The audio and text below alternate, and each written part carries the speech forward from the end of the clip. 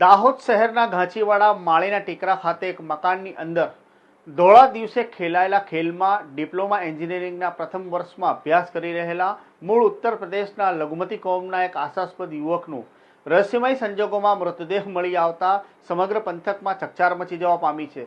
હત્યાની પ્રબળ આશંકાએ દાહોદ પોલીસની 10 અલગ અલગ ટીમોએ આ સમગ્ર ઘટના સંદર્ભે ફોરેન્સિક ટીમની મદદ લઈ તપાસનો દોર લંબાવ્યો છે। ત્યારે મરણ જનાર યુવકના મૃતદેહને પીએમ કર્યા બાદ પરિવારજનોને સોંપવામાં આવ્યો છે, જ્યાં પરિવારજનો આ મૃતદેહને તેમના વતન ઉત્તર પ્રદેશ ખાતે અંતિમ સંસ્કાર માટે લઈ જવા માટે રવાના થયા છે। પીઓપીના વેપાર સાથે સંકળાયેલા અને દાહોદ શહેરના ઘાંચીવાડા માળીના ટેકરા પાસે રહેતા મૂળ ઉત્તર પ્રદેશના શંકરનગર ટેકરા બલરામપુરના રહેવાસી મુસ્તાક અહેમદ અંસારી ગતરોજ તેમના દૈનિક કામકાજ અર્થે ઘરથી બહાર નીકળ્યા હતા। આ પહેલા તેમની પત્ની તેમજ તેમનો અન્ય એક પુત્ર કોઈ કામ અર્થે ઉત્તર પ્રદેશના લખનૌ ગયેલા હોવાથી ડિપ્લોમા એન્જિનિયરિંગના પ્રથમ વર્ષમાં અભ્યાસ કરતો તેમનો પુત્ર મુસ્તાક અહેમદ અંસારી ઉંમર વર્ષ 19 તેમના 3 માળના મકાનમાં પ્રથમ માળે હાજર હતો। દરમિયાન બપોરથી સાંજના સમયે બંધ મકાનમાં ખૂની ખેલ ખેલાયો હતો। આ ઘટનાથી અજાણ મુસાબના પિતા જ્યારે મુસ્તાક અંસારી સાંજના સમયે ઘરે આવતા ઘરનું બારણું અંદરથી બંધ હોવાથી પુત્રના મોબાઈલ ઉપર રિંગ મારી હતી, પરંતુ કોઈ પ્રત્યુત્તર ન મળતા આખરે તેમના મિત્રની મદદથી દરવાજો ખોલાવ્યો હતો।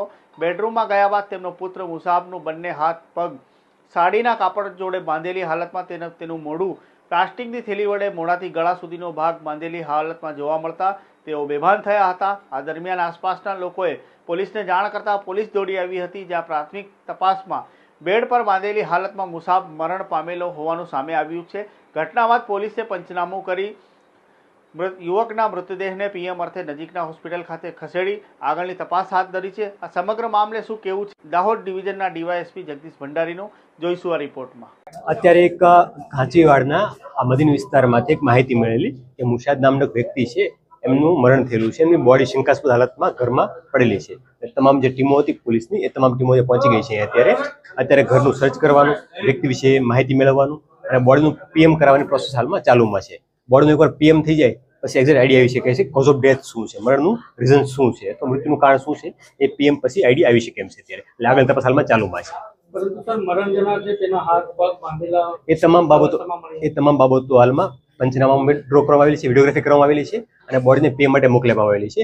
તમામ સંજોગો જોઈ પીએમ કરાવ્યા બાદ આગળની વિગતવાની થઈ શકશે। પ્રાથમિક દૃષ્ટિએ નહીં કહી શકાય અત્યારે, કેમ કે જ્યાં સુધી પીએમ નહીં થઈ શકે ત્યાં સુધી આઉટપુટ કહેવું થોડું મુશ્કેલ છે।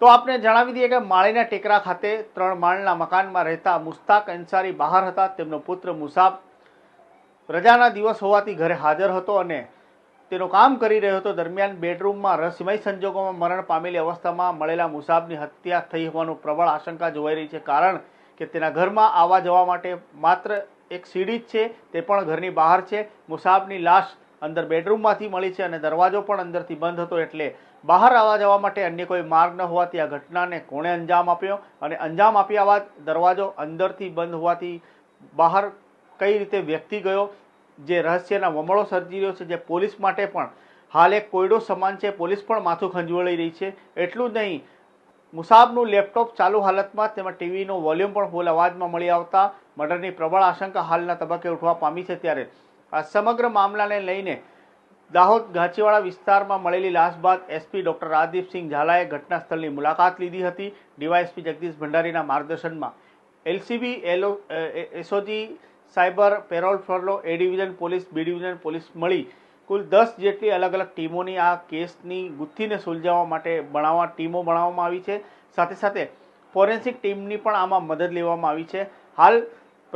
હાલ આસપાસના સ્થાનિકો તેમજ પોલીસ માટે એક જ સવાલ બહુ પેચીદો બન્યો છે, કારણ કે જ્યારે મુસાબનો મૃતદેહ જે બેડરૂમમાંથી મળ્યો છે તેના આવવા જવા માટે કોઈ બહાર માર્ગ નથી અને દરવાજો અંદરથી બંધ હતો અને મરણ જનાર મુસાબના પિતાએ તેમના મિત્રની મદદથી જાળી કાપી અને અંદરથી દરવાજો ખોલ્યા બાદ અંદર જતા આ સમગ્ર દ્રશ્ય સામે આવ્યો હતો। હવે સવાલ એવો ઊભો થાય છે કે જો મુસાબ અંદર હતો અને અંદરથી સ્ટોપર લાગેલી હતી અને અંદરથી બહાર નીકળવાનો કોઈ માર્ગ નથી, તો તેની સાથે આ ખેલ કોણે ખેલ્યો અને ખેલ તો ખેલ્યો, તેને મારી નાખ્યો અથવા કઈ રીતે મર્યો તે હાલ પોલીસ તપાસમાં બહાર આવશે। પરંતુ જે કોઈએ બી આ ઘટનાને અંજામ આપી તે માણસ ક્યાંથી નીકળ્યો હશે, કેવી રીતે નીકળ્યો હશે, તે સૌ કોઈ માટે આશ્ચર્યની સાથે એક પેચીદો સવાલ બનીને ઊભો થવા પામ્યો છે, પરંતુ દાહોદ પોલીસ આ મામલે બિલકુલ સક્રિય બની તપાસની ત્રિજ્યાને લંબાવી દીધી છે.